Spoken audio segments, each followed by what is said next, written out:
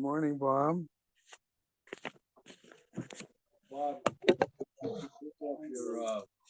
Year of learning sponsors.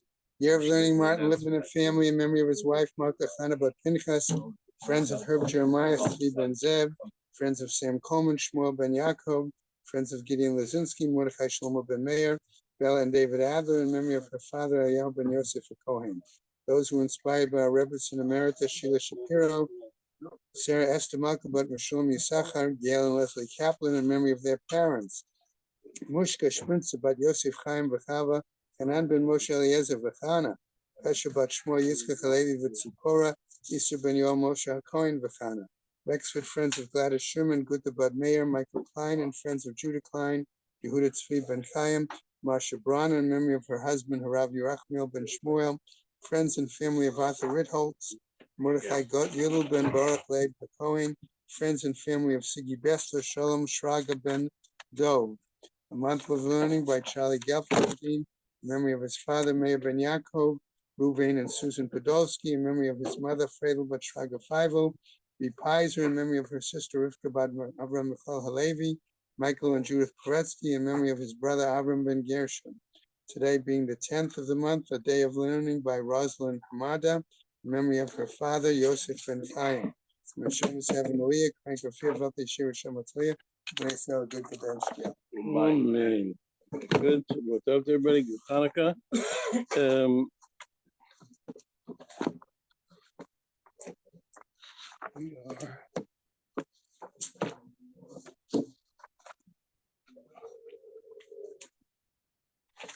We're going to start Lamed Zayin Amud Beis at the Mishnah. It's about but almost 3/4 of the way down. The Mishnah on the bottom on Lamed Zayin Amud Beis. The Mishnah on Lamed Zayin Amud Beis. The ox of a Jew. There's different Gesaros here. Should it be ox or Shoshel Hedyot? But we're reading the Shoshel Yisrael. An ox of a Jewish person. Shenagach Shoshel Hegdesh. If it gored the ox of the temple, okay, V'shal Hegdesh Shenagach Shoshel Hedyot, or a temple ox that was dedicated temple gored the ox of a private person. Potter, okay, in all cases, they're exempt from paying. Shenemar, as it said, because since the pasuk said, it said when ox of a man will gore shor re'ehu, the ox of his compatriot, of his colleague, below shel hegdesh. Hegdesh is not the colleague of, not the friend of a person, and we'll see the opposite also. Shor she'yisrael shenagol shor shel Kanani. Let's say a Jewish person's ox gored the ox of a non-Jew, of a Kanani.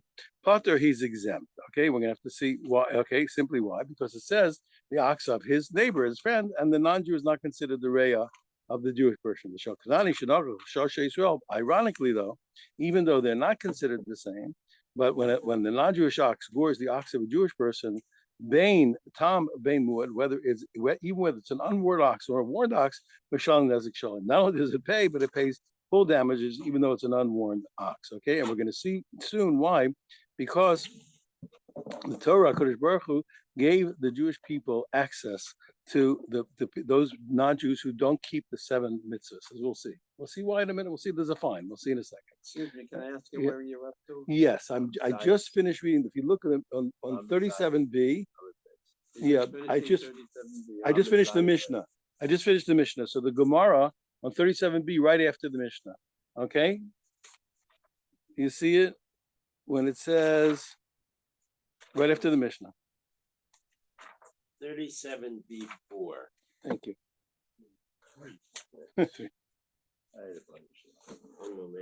Yes. No, it's 37b3. Right after the Mishnah. Okay, says the Gemara. Okay, now, Masnisen. Okay, the fact that we said that the ox, our Mishnah, which said that the ox of the temple that gores the ox of a person is exempt. The low Reb Shimon Nasir, okay, this is not like Reb Shimon Nasir. We learned that he learned differently. The Tanya, because we learned Shorshel Hegdesh, Shanaga Shorshel Hegdesh. If a house owner is a normal layman's ox, or the ox of Hegdesh of the temple, which Hegdesh Shanaga Shorshel Hegdesh, or the opposite, the ox of the temple gored the ox of a layman. Potter, in either case, it's exemption. Emma Shoreyu. There's what? Because it always has to be the ox of his of his friend, of his colleague, and we're not the colleague of the temple. Temple's not the colleague of us, or we're not, either way. But low shor shel hegdish, and not the ox of hegdish of sanctification. Shimon Asiyom, he says no. He says it's not correct. Shor shel hegdish, not shor shel hedyot potter. Yes, it's true that the ox of the temple that gored the ox of a layman is exempt. Mishal hedyot shenachal shor shel hegdish, but the ox of a layman that gored the ox of the temple, bein tam bein muad, whether it is unwarned or even warned, mishalem nezik shalom. He has to pay what? He has to pay full damages. That's incredible. How is that? Okay, Amri says, Michael saw Rabbi Shimon. What did Rabbi Shimon hold? It doesn't make any sense. Either the word colleague is meant to be emphasized in the Torah, and therefore what it should go in both directions. And just like what? So therefore, afilu shel hedjot, shenogo shel hegdish there. If it has to be your colleague, so then whether it's the temple goring a layman's ox or layman goring the temple's ox, nobody's anybody's colleague, and therefore what? They should both be exempt. And if you tell me what, that we don't specify the word, we don't make the inference of his colleague, it's just a way of speaking. Then there's no exemption. And even if the ox of the temple gores the ox of a layman, you should pay.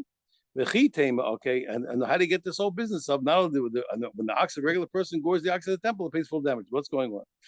That's really the question, or you could say it's also the question. And if you want to answer me, no, don't worry.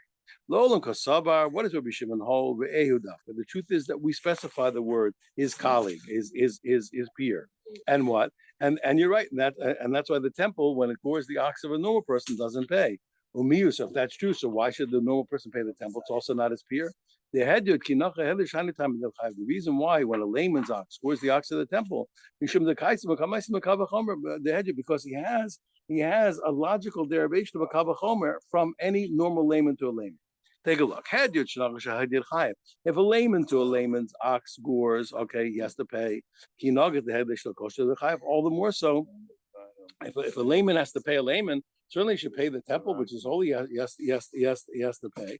Now, the only problem is like this. 1 second, okay, but he didn't just say he has to pay. He said when you pay the temple, you pay what? Full damages, even when it's a unwarned ox. How can it be? We've already learned this principle well. Okay, even if you make a kavachomer, you can't derive a stronger rule by the derived than the thing you derived it from. Okay, okay. The answer is okay. Malahalan tam chatzinezik. So just when it came out to a layman, the tam paid half damages. Hachanami chatzinezik. Even if you can learn a kavachomer that you pay, but the best he could have learned that was what? That when you gore the temple, you pay half damages, but not full damages. Okay, how can it be? Hello, Amresh Lakish, don't worry. He says, the answer is the other way. The Torah established the norm. Remember, the word re'ehu, his colleague or his friend, is not written by a warned ox. So let's look at the warned ox, so to speak, as the norm. A warned ox has its nature to gore. And what do you pay? You pay full damages. And it doesn't exclude what? Colleague, non-colleague. It says you pay, you do damages, okay? Now that the Torah stuck in the added modifier of what? His colleague when it came to a tam, so we learned what? We learned what? That you're only obligated when it's your colleague, and you're not obligated when you're not. He says, no, it's the other way. Since the baseline obligation was established by a goring ox, and it didn't say anything about colleague or not, you have to pay everybody. Now came along what? Came a tam and said what? I made a special condition by a short tam, and it said half damages by an unwarned ox, and then it specified colleague. So now you have to say what? The limitation is not for liability. The limitation is for what? For leniency. Since we were lenient by half damages, by an unwarned ox by half damages, and there it said his colleague, his friend. So therefore, what? Where is the limit? The limitation is to the leniency that what? When can we be lenient that half damages pays that a non-warned ox pays half damages? When only by what? It's only by his friend. Okay, mechlal the headlish, which implies what? When it comes to the temple, we don't have that leniency, and therefore bein tam, bein muad mashayin nezik shalom. Whether it's a tam or a muad, he pays full damages. Now he did it without violating the rule of dayo. Okay. And of course, if you don't say that, if the pasuk really meant to exempt the whole liability to colleagues, to friends, it should have written it by the baseline, which is what? Which is full damages. And since it didn't, we learn this as a limitation of the leniency and not a limitation of the liability. So now that we learn further in the Mishnah. Sharsha Yisrael Shanago Sharsha Kanani Potter. We learn that the ox of a Jew that gores the ox of a non-Jew is exempt. Amri Mimanav He said again, how can you say such a thing? Irei Dafka, same thing as before. If you're going to learn the limitation of his friend specifically, it has to go in all directions. The Kanani Nami Kinaga Chishel Namini put there that just the way that a Jew is not obligated on the non-Jew. Okay. Also, the non-Jew to the Jew should be exempt. Why? They're not colleagues. They're not friends. Okay, okay, and so it should go. Everybody should be exempt. And if we don't make that specification and say it's limited to his Jewish friend, etc., I feel Israel then what? Then even when a Jew's ox scores a non-Jew's ox, he should pay. He said, you're right. The truth is that what we do specify, and Re'ehu, his friend, his colleague, is meant to be specific, his friend, and not a non-Jew. According to that if a non-Jew gored a Jew's ox, he should have to pay. He should also be exempt. Why does he have to pay? And the answer is what? Because we learned from another pasuk that HaKadosh Baruch Hu made the money of people who don't keep the 7 mitzvahs available to the Jewish people to find them, etc., etc. What does that mean? Sha'amar Kra, the pasuk said, and this is a pasuk. It can be read many ways. Amad vayimoded aretz ra vayatagoyim. Hashem sees something. And what now? This could mean simply that he dislocates them. He causes them to jump from one place to another, or that he causes a type of abandonment. What does it mean? Ra sheva mitzvahs sekibul alei menena. Hashem saw that all the Noachites, all the non-Jews accepted the 7 mitzvahs that the Torah commands to non-Jews. Kaven shalokimu, but once they saw that they didn't keep what they had accepted, Amad v'hitim in Israel. Hashem got up and said what? That their money is now hefker. It is vulnerable to the Jewish people. Now this is a very important point. According to this, Miri says if we find non-Jews who keep the 7 mitzvahs, then this law doesn't apply. A non-Jews who keep the 7 mitzvahs, if their ox gores a Jewish ox, what they don't pay. No. It's I'm saying if they the other way. If they who's going to stop the Jew. But if even though we said usually the non-Jews are going to pay, why are they paying? Why? Because they were fine. What they didn't keep the 7 mitzvahs. Okay, but non-Jews who keep the 7 mitzvahs, they would be exempt. They would be exempted also. Yeah, exactly. That's the Meiri. Rabbi Yochanan says, now we're going to see a different source for the same law. It's learned from a different place. Hofia meharparan. Hashem came from Harparan. Now Hofia is a funny word. Okay, miparan. What is that one? Kodesh Baruch Hu, went around. He offered the Torah to all the nations of the world, and they didn't want to take it. But the word Hofia, okay, what does it mean? Hofia can mean what? Can mean to uncover. So Hofia mamona. Kodesh Baruch Hu uncovered, revealed, made vulnerable the money of the non-Jews, Israel, to the Jewish people. Tanya Nami Hachi, okay? And we also learned what? We learned actually in the Brisa both of these explanations, these sources for the non-Jews paying. Tanya Nami Hachi, we learned also Brisa like this. Shorsha Yisrael Shanogo Shorsha Kanani Potter.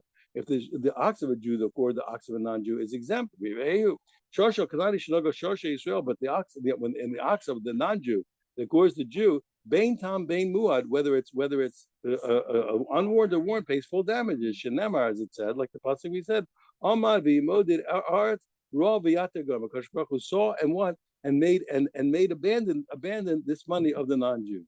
V'yomer, and another pasuk says the second, but it brings also the second. Hafiyu miharparan, that HaKadosh Baruch Hu revealed their money. Revealed their money. Now, my Omer. Now the Gemara is the kasha that we always ask. Why do you bring 2 proofs? Remember, if a person, it's in Shakespeare also. It's in Shakespeare. In Macbeth. If you ever read Macbeth, what does the guy say? He says, methinks yonder lady doth protest too much. Everybody knows it's human nature. When you see people defending too much, something's wrong.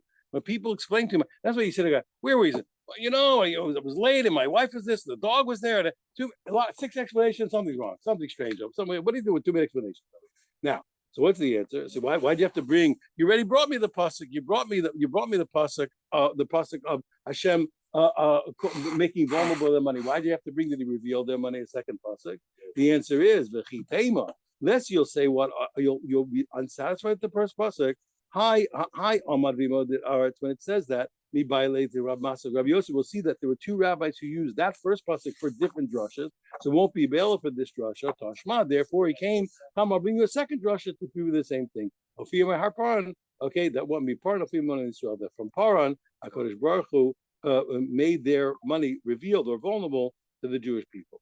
My Rav Masa. So what are the two alternative explanations for the first pasuk? By the Rav Masa, what was his alternative explanation?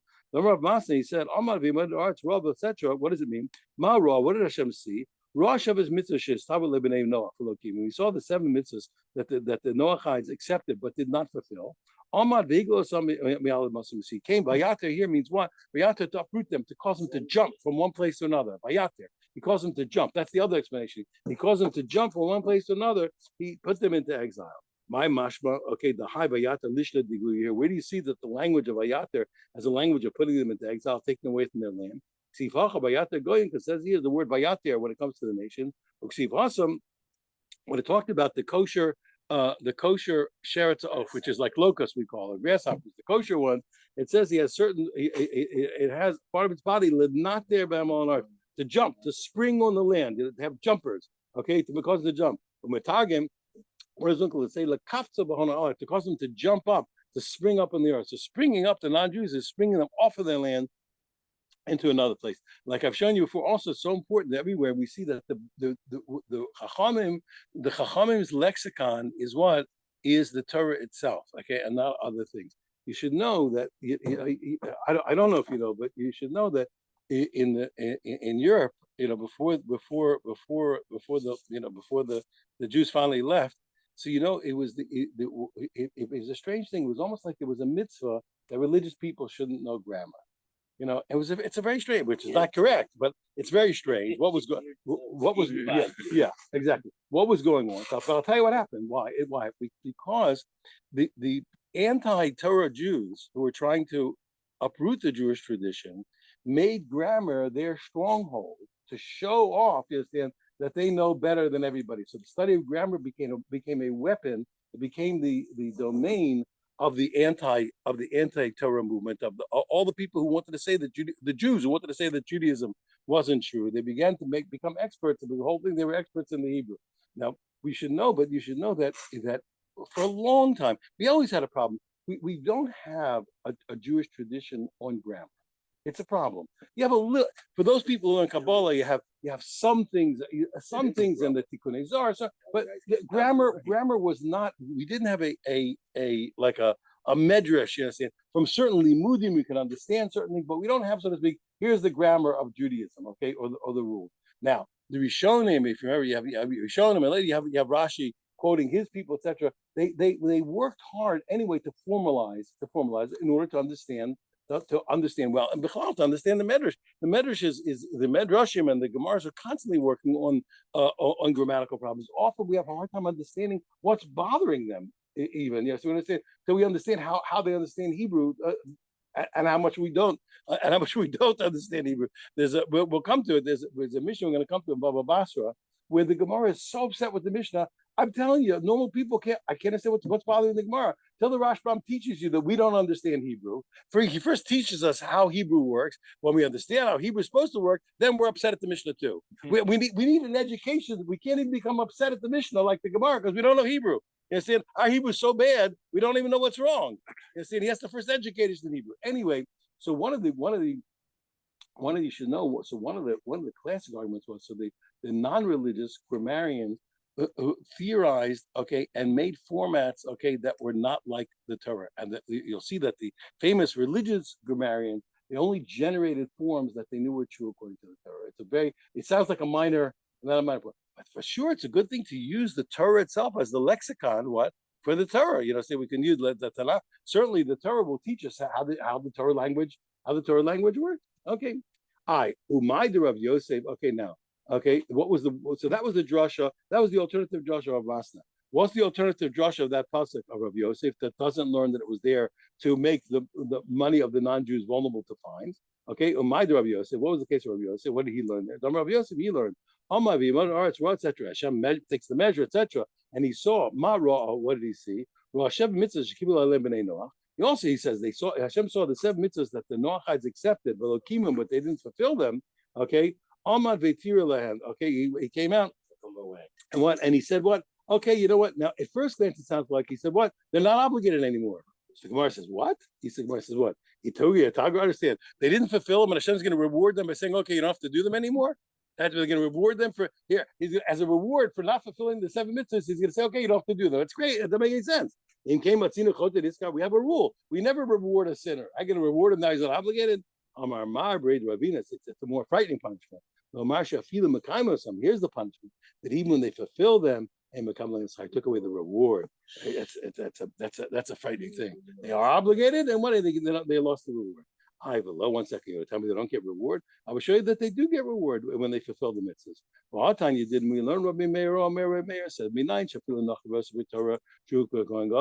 how do we know that a non-Jew who's absorbed in Torah? We'll have to discuss what it means. Okay, he is what he gets the reward just like a Kohen Gadol receives for his service of God.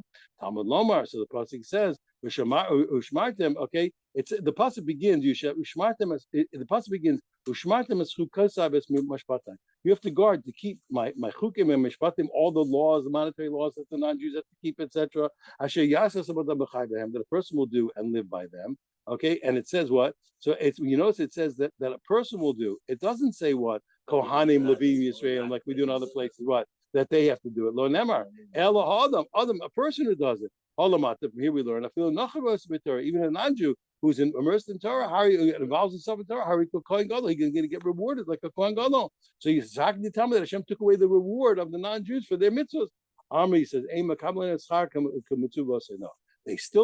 You're right, they get reward, but they don't get reward like a person who was commanded, but they're rather rewarded a much lesser reward like a person who wasn't commanded and did it of their own free will. Because we now have a rule. It's always a person who's commanded and is much greater and gets a greater reward than the person who's not commanded. Now, why is that? The Tosfos tells us the reason is because you have an evil inclination. Whenever you have to do something, it's much harder to do it. You ever notice? Yeah, when you're on vacation, it's easy to get up early. You ever notice? When you're on vacation, it's easy to get up early. When you gotta go, hard to get up early. You see, a poor man comes, once, twice, happy to give him. All of a sudden, he's there all the time. So, what is this, a relationship? I'm not giving anymore. No, forget that. What is it? Yeah. The second it becomes formalized, of course, I was just saying, but that second becomes formalized, we rebel. We don't want to do it. So it's a much, except for we have some historic exceptions. But generally, anybody's obligated is greater. Yosef made a part when they found that when he found that a blind person we're happy you're saying a bar mitzvah boy. It's a very wonderful thing. If the kid gets bar mitzvah, what a wonderful simcha is. He now has a chance to be obligated to fulfill the mitzvahs. He's obligated. It's a tremendous celebration. You're lucky kid. You're old enough now. You're going to do a mitzvah. You're going to fulfill the mitzvah, and you're obligated to do it. What a wonderful thing. But again, he doesn't go to. Okay, so it's greater. So therefore, what? So they lost out that they lost at least the reward of being commanded. They got reward. They're still commanded, but they only get rewarded like a person who's not. Tana Rabbanon. Okay, we had a famous case where the Roman government they sent 2 officers. They sent them to the Jewish wise men, and they said, "What? Teach us your Torah." They learned 2 times, 3 times. They learned 2, 3 times. Until they knew everything. When they were leaving, they said, "Listen, no, we looked at we were careful. Your whole Torah, it's true, except for one thing. This one thing you say is not correct. When the Jews ox was the Goyish ox, he's exempt. When the non-Jew goes the Jew, whether he's Tam or Muad, unwarned the word, he has to pay full damage. He said, that's not correct. They said what the Gemara argues. Here, either make up your mind. If you're going to say that the word has to be specific, that has to go both directions. The Jew is not obligated to a non-Jew. The non-Jew is not obligated to a Jew. If you don't make specific emphasis of the word is friend, then even a Jew to non-Jew should be obligated. Now, this next line is a matter of debate. Get ready. We don't teach this thing to non-Jews. So it's no. That's what I'm telling you. It's a double way to read it. The first way we read is what? Why were they upset? Because we never told them the other drasha that we're allowed to take their money. They couldn't. Why couldn't they understand it? Because we don't tell this thing to them. We don't tell them that Hashem revealed the money. So that you understand that's what the other way is what they said. The first way I'm telling you is what is the Brisa teaching us. The first way I read you was what we don't tell them these things. So of course they're upset. They don't know what's going on. The other way is what they said. Listen, we don't like what you're doing, but we're not going to tell. We're not going to tell you. That's the other. Yeah. But the first way is what? You know why? We never told them. We didn't tell them that originally either. We never told them. We never told them. Yeah. I hope in future classes somewhere along the line it will come to it. There's a phenomenal case. It's not the same, but I'll show you because I want to show you this. The Chacham always learned from the how to deal with non-Jews. You have to learn from the Gemara, not from the diplomats, not from the politicians. You want to deal with non-Jews, learn from the Gemara. There's a case, and it really happened. I'll show you. There's an Igros Moshe. The Goyim asked Moshe about capital punishment in America, and his response is incredible. But it's mamish from the Gemara. People say he knew everything. He could do anything. But the response is, I'll show you his response and it's written in the Igros Moshe. It's written in the Igros Moshe. His response is clear thing where he learned from the Gemara how to answer the non-Jews will answer the question. I'll show you. Believe that. Come in future class, I'll show you. Say yes, brilliant. This is not but that's not how he didn't answer because he was brilliant, but that wasn't the source of his answer was to understand what the rabbis told him how to deal with a non-Jew, and that's what he answered them. I'll show you. It's beautiful, beautiful. Okay. But Shmuel, also shy to today's world. It's so important. Yes, and we desperately if we're going to deal with non-Jews, you have to look in the Gemara, not all these. There's tons of smart people, but they come a dime a dozen. Smart people is nothing. Thank God there's a lot of smart people. So what? We need God's revelation. I don't. That's not good enough. I don't know. That's not good enough. I know God. You have to know what God says. You want to deal. It's life and death to deal with Goyim. It's life and death. Here, every Jew in the world today is in danger. Yeah. Every Jew in the world today, every Jew on this earth is in danger today. It's life and death. You want to deal with Goyim? Go to the rabbis. You're gonna have all these smart Alecs deciding what to do. I'm sorry, I don't mean to yell. It's terrible. It's terrible. You have to go to the Gemara to find out how to deal with Goyim. Not politicians. Okay. Sorry, I'm not yelling at you. I love you. Okay. I am yelling at you, but I love you anyway. Or despite the fact that I love you, I'm yelling at you. It's all three, all the above. Because I love you. It's all the above. All the above. We got to go to the Gemara. Okay. Anyway, so that last line's a little tricky. It goes both ways. Is it them speaking or the Bryce speaking? Okay. Shmuel Bar Yehuda. Now, this is also, I'm going to explain this to you the way I understand, in my humble opinion, the way I've learned it. There's more than one Gemara like this. Shmuel Bar Yehuda, this is very important. Shmuel Bar Yehuda Shchiva leBarta. Shmuel, he lost a daughter, Rachmanas.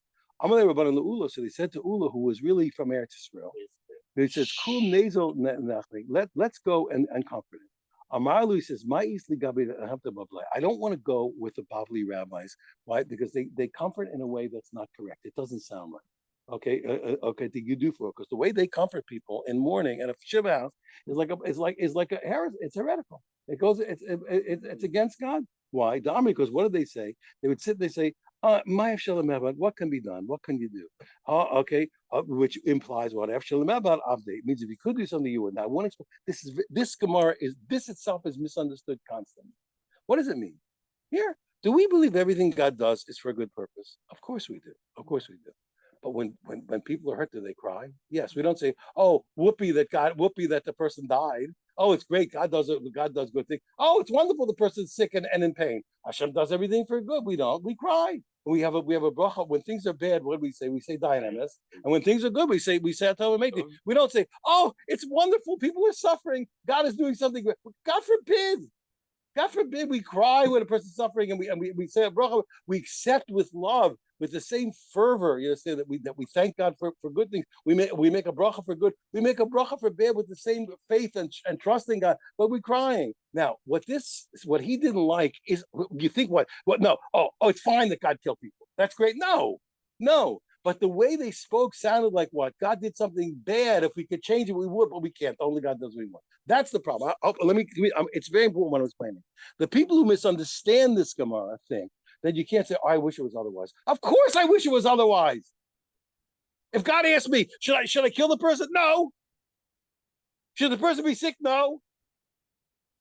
No. Hashem, could you please do anything? Remake the world. Make the person healthy. When I die, Hashem, do anything. Look, you understand how we're supposed to die? Hashem, please change it. Not because I think that you do wrong. HaKadosh Baruch Hu, could you make the other way right, please? I hope you just understood what I just said. Yeah, you're always doing the right thing. Could you make the other way right now? Could you figure out a way that'll be better for the person to live? Could you please figure out a way not for the person to be sick? Of course, I want to change. But what they did, what the way they spoke, it made it sound as if they're saying Hashem did something that's no good, but we can't do anything about it. God's in charge. We have this phrase, "Kol b'dei shemayim." Yes. I'm saying, but my point is like this. Of course, we don't want Hashem to hurt us. We don't want Hashem to hurt anybody. And don't. And I told you, what the Bali Musi says, that you bitachon is bitachon, faith in God. When somebody's suffering, don't have bitachon, please. Go help them. If you're in trouble, have bitachon. Somebody else is in trouble, go help them. Stop relying on God. I'm just teasing. Yeah, I know. I'm just teasing. I'm teasing. The point is what? Go help the person. But the point is, this Gemara, what's bothering him is what? When you sound like what Hashem did something bad, but there's nothing I can do about it because He's God. That's no good. That's heretical. That you can't do. To say, of course, please stop. Hashem, please stop. Please don't hurt. Don't kill Jewish people. Please don't hurt Jews. Well, of course, that's not me blaspheming God. I'm not saying what Hashem does is not good. Hashem, please, could you make something else good, please? My son's son, they say to him, do you want to put your toys away by yourself, or do you want Abba and Ima to help you? He says, I want Abba and Ima to do it by myself. That's what he meant. They say, but what's the point? Here, Hashem says, what do I say, Hashem? Please, it's good. It's good for the person to be hurt. Hashem, could you make it good that he's not hurt, please? Of course, I'm saying I trust you, but could you make something else good? We're begging Hashem. You're all powerful, please. So I want you to see the difference. The problem is what is making it as if what God did is not good, but that I want it to be. Of course, I want it to be different. Oh no, we love it when people are dying. We love when people are saying, God forbid. What nut would say such a thing? What nut would say such a thing? Okay, now, so just explain the first point, because it's grossly misunderstood, in my humble opinion. They shouldn't understand, but they do. Now, so therefore what? He didn't want to hear that stuff. He wants to go comfort, but he doesn't want to go with them because he dislikes the way that they are menachem. Now he goes and he's menachem in a way that sounds really strange. Watch this. Also, Huluchudes, he went by himself, Gabe. He went by himself. And Omar, listen to this. This is the comfort he says. He says, "Vayomer Hashem Elai." Hashem says to me, "Al totzaras Moab." Here, you don't trouble Moab. Al tiskarbo milchama. Don't make war with Moab. And it says what? Okay, what? Understand, why does Hashem have to tell him not to make a war with Moab? Okay, was Moshe going to make a war if Hashem didn't tell him? Because he had a logical derivation that he's allowed to do. Okay, well, and he said, Midian, which only came to help Moab by the story of Balak and Bilam. If Midian only came to help, Hashem said, "What? Be their enemy, what? And smite them." And they were only the helpers. And the Moabites themselves, but there's the one who went out and they hired Bilam, etc. Okay, look, Hoshkem also, sure they should make war with them. So Hashem had to tell them, don't make war. Now, Kodesh Baruch said to him, right, your logical derivation is good, but Lokusha also but it's not the way you think is wrong. Also, the way you think is not what I think. You're right. You got a good line, but but your thinking was good. But I have to come tell you, no, don't make war with them. Why? Because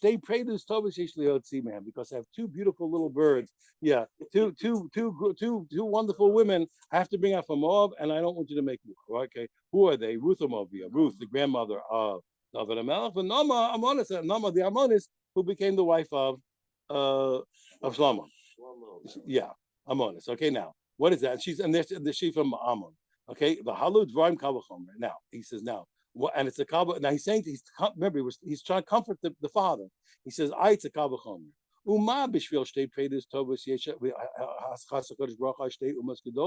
If we're just two fine women, okay, Hashem, what? Hashem had mercy on two mighty nations, two gigantic nations. He saved for two girls, but he didn't destroy them, even though they sinned. Bito shall Rebbe, he says you, the daughter of the rabbi, he's comforting the father. If she is fitting, kosher, and she is fitting that something good would come out of her, all the more so she would have lived. So now it sounds like a strange company. He said, listen, if anything good was going to come out of your daughter, she wouldn't have died. Hey, what did he say to him? He said, your daughter's not good. What did he say? Now, the explanation I've always understood, and also in different places like this. You know that, God forbid, first of all, anybody should die. So their child is horrible. When people die, what do people, especially people die young? what do people say? Oh, they had so much to accomplish. Forget about what the secular world says. By a Jewish person, they had so many mitzvahs to do, so many more wonderful things to do in this world. It's a terrible thing that they died. So the father, what's killed? The loss is terrible. What's wrong? Oh, she had so much to offer still. But remember, a person can die. A person can die because that was the allotted time that God gave, and they did everything they were supposed to do, and they accomplished everything, and it's over. Other times, the person's punished. They could have lived longer, but they were punished. They lived shorter. So he's come to. I knew your daughter. He's saying, I knew your daughter. And I'm telling you, she was not punished. She was not taken out early. If anything more good was going to come, she would never have died. So he's comforting the father. This would sounds backwards. Sounds like he's hurting him. Well, if anything was good about your daughter, she wouldn't have died. He's saying she's no good. He said, no. This daughter was so good. She died.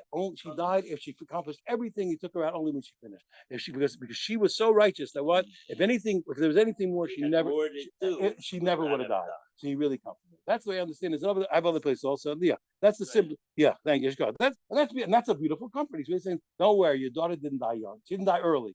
She didn't die. She died young, but she didn't die early. She's okay. Yeah, it's beautiful. Yeah, that's the way I understand it. Okay, now, furthermore, Amra. Furthermore, okay, now. We wanted to, once we're on the subject, let's talk about we had to get into this drasha. We're going to talk about the daughters of Lot. Amrav, you know that they really had a good intention. They thought that they were doing a mitzvah. They thought the world was coming to an end. There was Lot's daughters. There were no more people going to be, and they had to keep the world populated. They thought they're doing a mitzvah to live with the father. HaKadosh Baruch Hu does not unjustly withhold the reward of anybody, any creature. Even the reward for speaking nicely. What do we mean to say? Because the two daughters named their children really from the father, but one made it blatantly obvious, which is a very indelicate thing to say, and one didn't. Okay, the Ilu Abechira, the older daughter of Lot, the Kamra Moab, she named her kid what? Moab, which really means what? From her father. Yeah, from her father, which is very indelicate. Amalek Kadosh Baruch Hu Moshe, so Moshe said, well, I'll totzar as Moab, it says what? Don't give him trouble, okay? And don't be an enemy, don't make war. They don't make war. What to take them as servants, as slaves? Yes, but to make them right, to make them what's the word? To induct them into your service, to be water carriers and food carriers. Right, to make them bring water, etc. Right, to impound them, right, to impound. Seira, but the younger daughter who spoke delicately, the Kamar, she said what? Ben Ami, she just called it the father, the son of my people, and she didn't blatantly say it was the father. Amalek Kadosh Baruch Hu, she said to Moshe, the Karavta Mu Banayama to about this garbam. What do you mean? What Altis garbam means? What he didn't say make war. It means what? I feel on what even don't even impound them to bring water and food. Right. Amar Rav Chia Ba'abar Yeshua ben Tacha. We know another thing. But the other way, each of the daughters had also positive. Even the first daughter, even though she was lost on that point, but she gained on the second point. He says a person should always do a mitzvah as early as they can. Should be okay, because the one night that the older daughter would live with the father to do what she thought was a mitzvah more than the younger, and even though they were wrong in the end, but they still thought they were doing a mitzvah. She ended up that the girl that came from her came in 4 generations earlier. Okay, why? Because we see because after Ruth was Oved, Yishai, David, and Shlomo. Okay, 4 generations. The younger daughter, who came in the Amma? He said Ad Rechavam until Rechavam Dechsiv B'Shem Ima Nama Hamonis. His mother was Nama Hamonis. You see what? So she only came in 4 generations later. Tana Rabbanan, we learned Sharsha Yisrael Shnagar Sharsha Kusi. Now let's get back to the ranch. We said that the ox of a Jewish person gores the ox of a kuti. Now, a kuti is a funny person. The king of Ashur, he brought a bunch of non-Jews and put them to live with the Jews in Eretz Yisrael. And these non-Jews, Hashem sent lions, and they were terrified. Okay, and they wanted to, and they wanted what to do. So what happened? They sent them people to Oh, so here's what happened. What happened? Okay, so what happened? Hashem sent lions, and they complained to the king of Ashur. So he sent them one of the Kohanim to teach them how to fear God. Okay, and how to fear God. And we have machlokas Tanaim. Did they really? Are they really? They really Jews? They really become Jews? Or they really were trying to stay away from the lions? Did they really accept the Torah, or they just were trying to get away from the lions? Okay, so we ought to our a very ancient argument whether Jewish or not. Okay, so if a Jew goes the ox of a kuti, he's exempt. Okay, exempt. The Shalkuti Shalom Yisrael, but if a kuti goes the ox of an Israelite, Tam Mishal Mechetzin, that's the Tam pays half nezek. Umua Mishal Nezek Shalem. Okay, yeah, it's very strange. He pays like a Jew who damaged. So in one respect, we said we're exempt to them, and they pay us like Jews. Okay, Rabbi Meir says no. He says a Jew who gores a kuti as exempt. Kuti who gores a Yisrael, the other way, like a guy, that whether it's a tam or a muad, he pays full damages. I lememer the sort of Meir kutim gerai saying must be sure. It looks like Meir held that the kutim are mamish goyim. They only converted because of the lines, and they really goyim. They gave them the rule of a complete goy. They pay full damages no matter what. I said, but I have a problem. Why is that? You know that really the blood of a non-Jewish nida, her menstruation she's not coming. But the rabbis made them like Zav. The rabbis decreed it. But also, even by a Jewish woman, when a woman finds a stain on her garment, it didn't come from her body. Okay, really that from the Torah that is really not tummy. But the rabbis decreed even when a woman finds a stain on her garments that she is tummy. But that decree they made only even though they made the non-Jews like what like Zavim. But the decree of a stain on the garment, which was rabbinic even by Jews, they did not decree by non-Jews. So the law of stains on a garment, where they decree by a Jew, they didn't decree on the non-Jews. So now we learn. So now depending on where a stain is, we have to see what its rule is. So we learn call Tami by Rechem. Let's say we found a stain on a garment, okay, from Rechem, which is mostly non-Jews. To Harim, you can assume that stain is clean because since the stains of non-Jews are clean, okay, you can assume it's a non-Jewish stain on the garment. Okay, Rabbi Huda Matame, what Rabbi Huda says no. He says if you get a stain from Rechem, it's tummy. Why? Because really, what the non-Jews there are really Jewish converts. But told him, yeah, they went back to start acting like goyim again. I mean, okay, they're lost by the goyim doing the wrong thing. Okay, so therefore, what? We're telling him, okay, yeah. I'm sorry. I just read the line wrong. Okay, he said what? I mean, who does Matami what? They ain't game every time. Since they're what? Since the game and they reverted. So really what? So those stains are really what? Are Jewish stains, and therefore what? The decree of stains applies. Now, but let's say you find a stain that came from a truly Goyish city to Harim, they are clean. Okay, why? Because there's no decree of stains on non-Jewish stains. Yisrael, but if you come from, let's say, a general place, a hefker place from Jewish places, so now okay, or from amongst the kutim and it's hefker. Rabbi Meir says what? That they are tummy. Tummy, what? That the decree of stains of Jews applies. But the rabbis say what? Pardon me. Yeah, but from the kutim he said they're tar, right? Why? Because Jewish people, even though they're all tar. Why is that? But no, both the Jews and in a hefker place, both the Jews and the kutim. Why? Because Jews are not suspected of what? Of being careless with their stains, of leaving them out. Since the Jewish stains are unclean, they're not going to leave them out. So you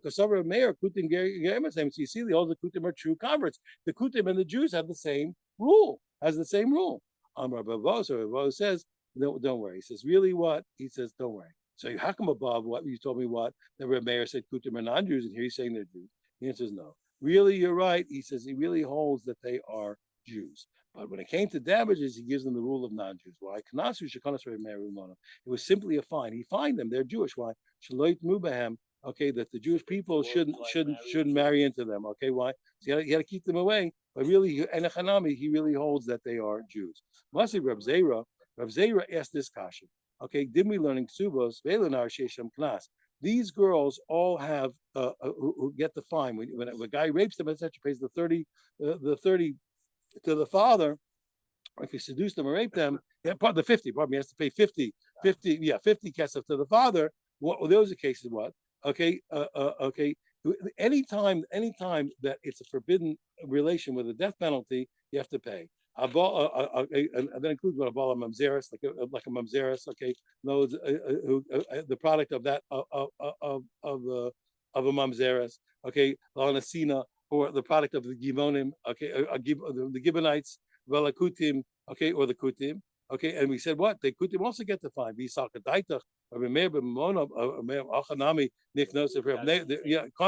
Rabbi Meir fined, if Rabbi Meir fined their money, how can we find him here also say what, that you raped the kuti girl, you shouldn't have to pay? He answers, no, I'll tell you what. He says, even so, what? He said, we make them pay in that case. Why? The date because we don't want the guy to, we don't want the guy to live with them. Okay? We want to discourage him. Amar Abaya says, just finish this last little piece. Amar Abaya says, what?